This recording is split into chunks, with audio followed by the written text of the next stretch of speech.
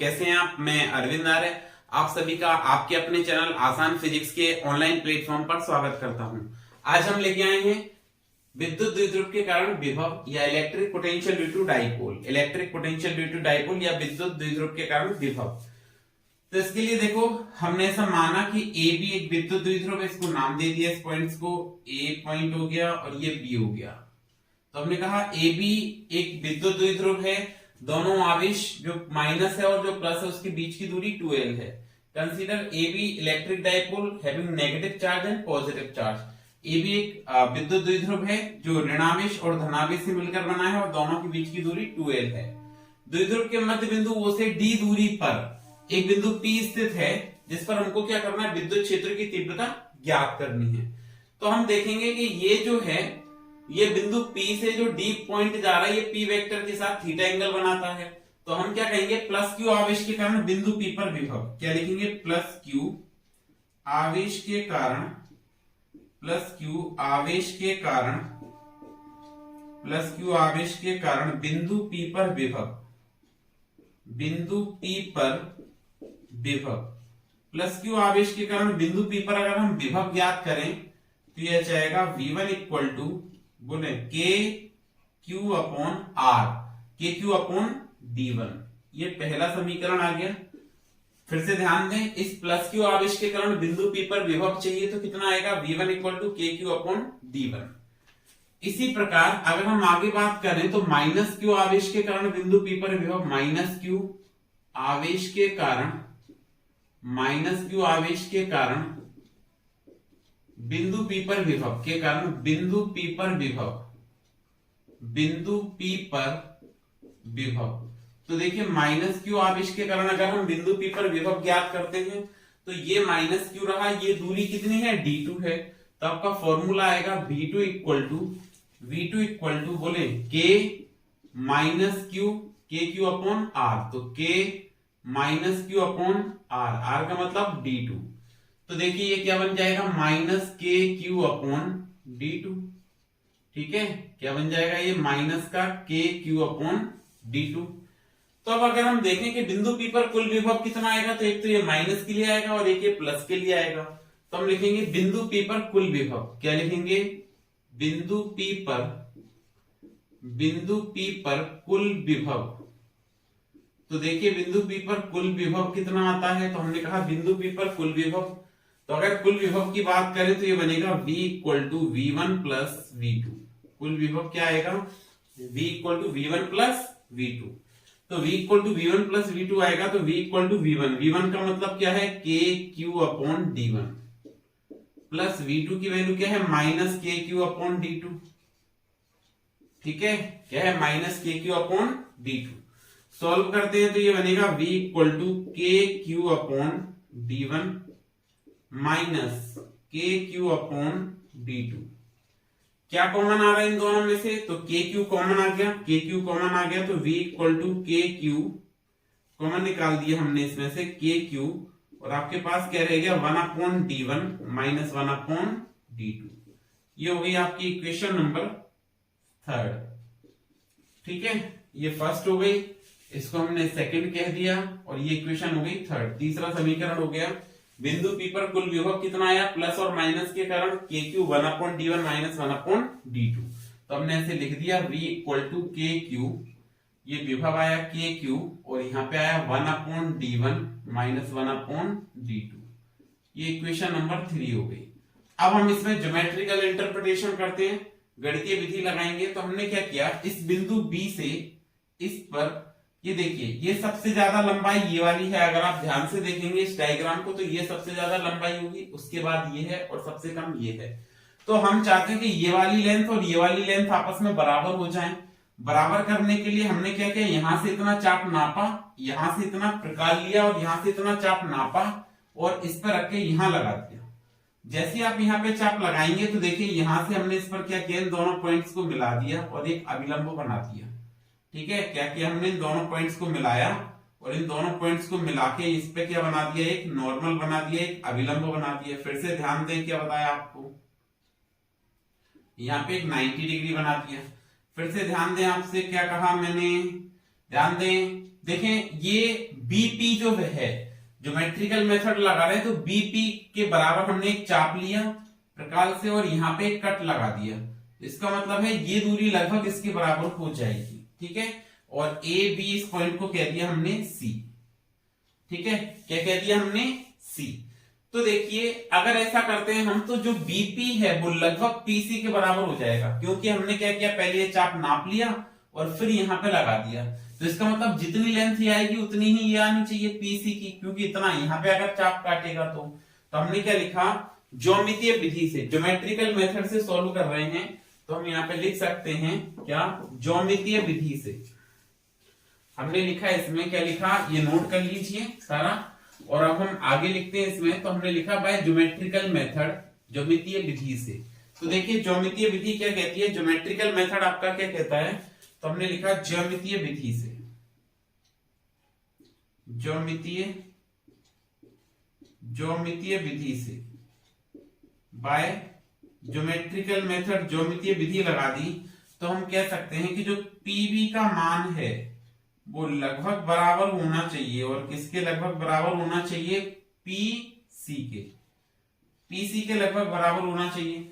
और पीवी को आप क्या कह रहे हो, D1 कह रहे हो, तो पीवी हमारा किसके इक्वल है डायग्राम में, D1 के इक्वल है। पीवी D1 के इक्वल है, नियरली इक्वल टू या इक्वल टू पीसी। तो देखिए पीसी को अगर मैं लिखूं तो क्या लिख सकता हूं, ओपी, टोटल डिस्टेंस क्या है, ओपी, कुल दूरी हमने लिखा ओपी, टोटल दूरी ओपी माइनस ओसी, सॉरी माइनस पीसी।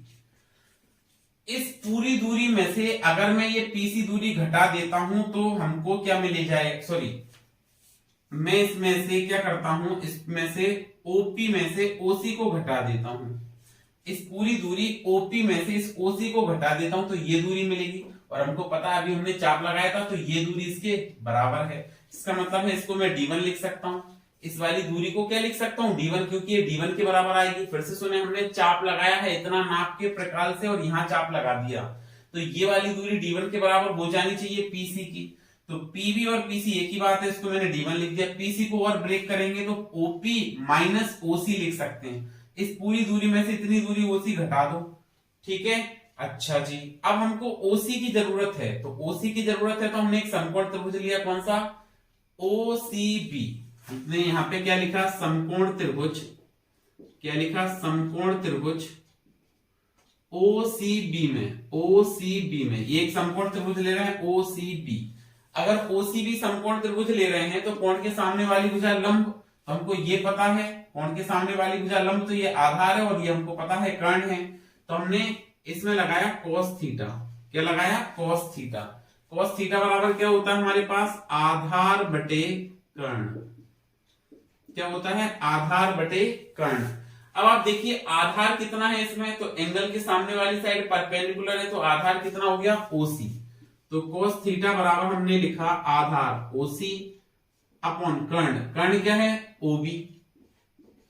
तो cos थीटा की वैल्यू आ गई आपके पास में, क्या आ गई, cos थीटा ओसी अपॉन एल, क्योंकि ओबी किसके बराबर है, एल के बराबर है। इसके अंदर गुणा करेंगे तो जो ओसी है वो क्या आ जाएगा, एल cos थीटा आ जाएगा। ओसी क्या आ जाएगा, एल cos थीटा आ जाएगा। तो हमने यहाँ पे लिखा D1 बराबर ओपी, क्या है ओपी बताएं, ओपी है D माइनस ओसी, ओसी की ये वैल्यू रख दी एल cos थीटा, ठीक है। ये समझ आता है, तो हमने ये D1 कैलकुलेट कर लिया। अब अगर आपको D2 की जरूरत है तो D2 कैलकुलेट करते हैं, तो फिर से ज्योमेट्रिकल मेथड लगाया हमने और देखिए ये AP जो है इतना चाप लिया और हमने यहाँ पे लगाया, तो इसको आगे बढ़ाना पड़ेगा, चाप के लगाने के लिए इसको आगे बढ़ाना पड़ेगा। आगे बढ़ा दिया हमने, बिल्कुल आगे बढ़ाया जैसे ही आपने, और यहां पर से क्या किया, इस पर एक अभिलंब बना दिया बिंदु ए से, ये बिंदु ए से नॉर्मल बना दिया तो ये 90 डिग्री हो गया और इस पॉइंट को हमने क्या कहा, डी। अच्छा ये थीटा ये था तो वर्टिकली अपोजिट एंगल से शीर्षाभिमुख कोण से ये भी थीटा बन जाएगा, ये शीर्षाभिमुख कोण से ये भी थीटा बन जाएगा। तो अब हमने वापस से इसमें ज्योमेट्रिकल मेथड लगाया, तो हमने पुनः ज्योमितीय विधि से, पुनः ज्योमितीय विधि से, ज्योमितीय विधि से फिर से इसमें ज्योमेट्रिकल मेथड लगा दिया, ज्योमितीय विधि लगा दी।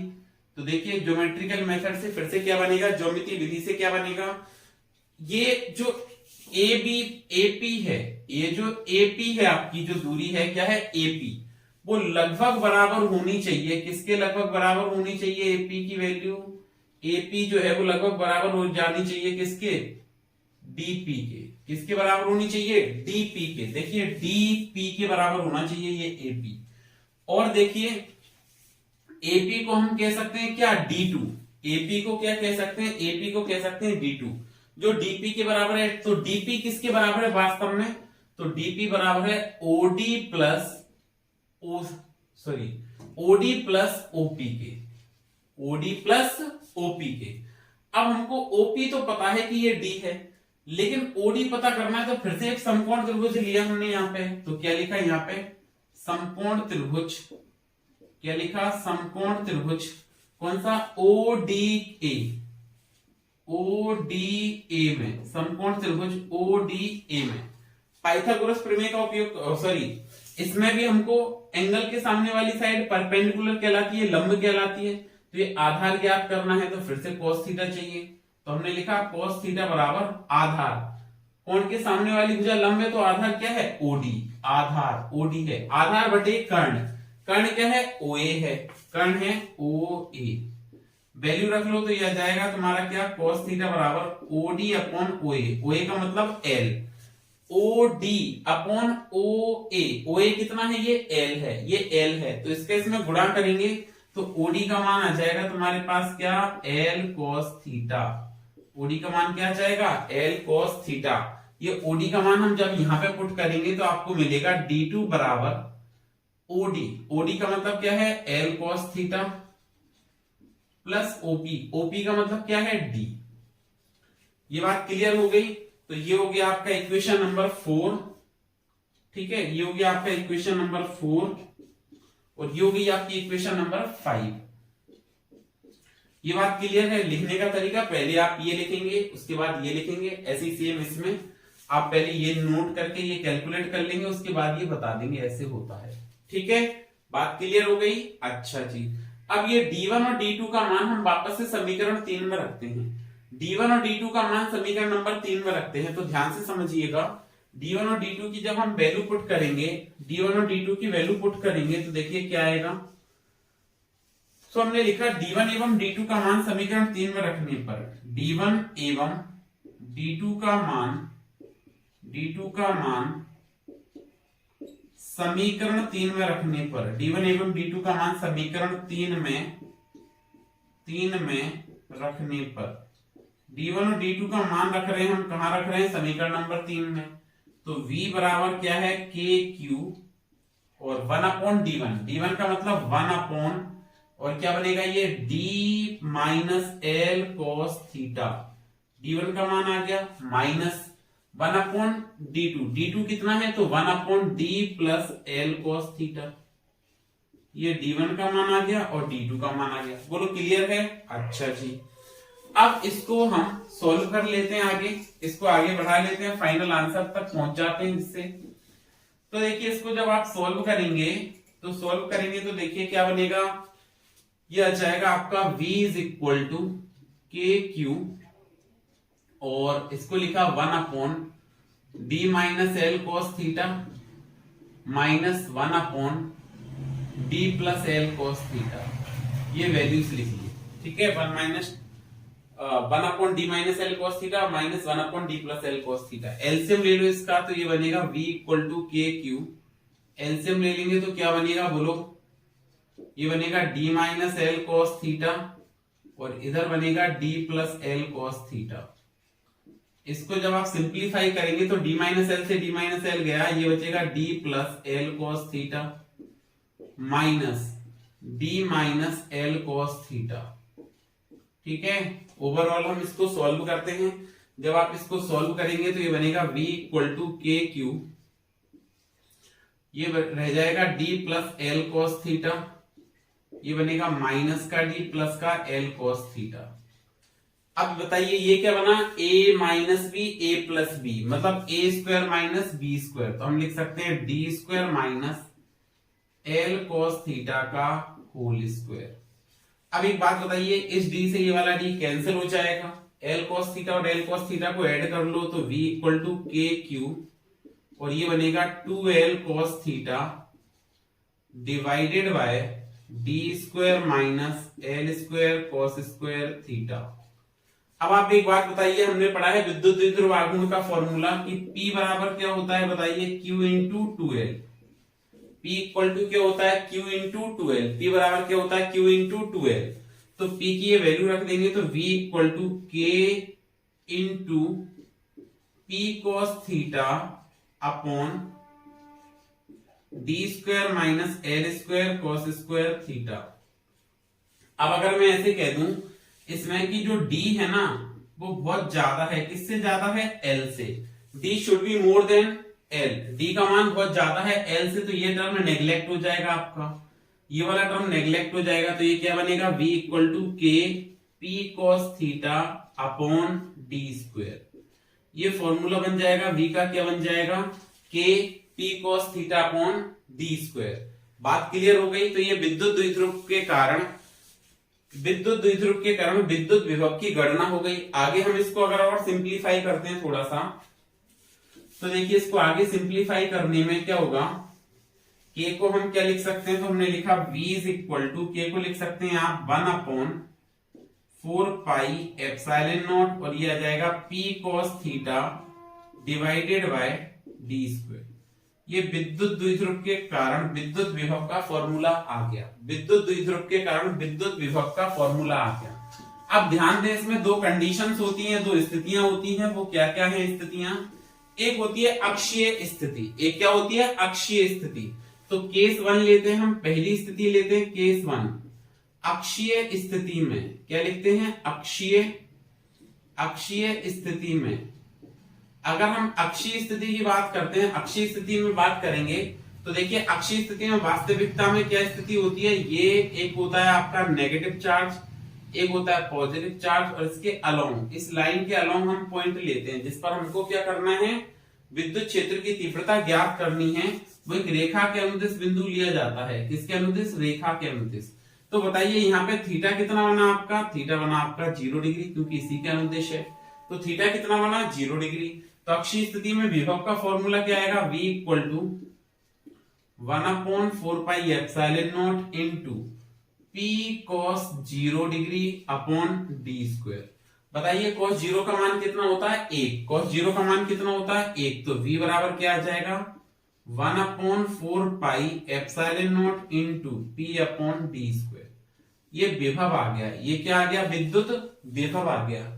अब अगर हम सेकंड स्थिति की बात करें, केस 2 की बात करें, तो केस सेकंड में हम बात करते हैं निरक्षीय स्थिति में। किसमें बात करते हैं, निरक्षीय स्थिति में। ये अक्षीय के बाद बात करते हैं निरक्षीय स्थिति की। तो निरक्षीय स्थिति में अगर हम बात कर रहे हैं तो देखिए निरक्षीय स्थिति में क्या केस होता है कि आपके ये दोनों आवेश हो गए विद्युत द्विध्रुव के, ये प्लस चार्ज हो गया और ये माइनस चार्ज हो गया। इसके हम परपेंडिकुलर पॉइंट लेते हैं, कैसे लेते हैं, परपेंडिकुलर, लंबवत लेते हैं बिंदु। तो थीटा कितना बनेगा, थीटा बनेगा आपका 90 डिग्री। इस केस में थीटा कितना बनेगा, 90 डिग्री बनेगा। तो ये वैल्यू रखेंगे तो v बराबर 1 upon 4 pi epsilon naught into p cos 90 divided by D square. अब p cos 90 कितना होता है, 0। तो ये पूरा 0 हो जाएगा, मतलब विभव कितना आ जाएगा, 0 आ जाएगा।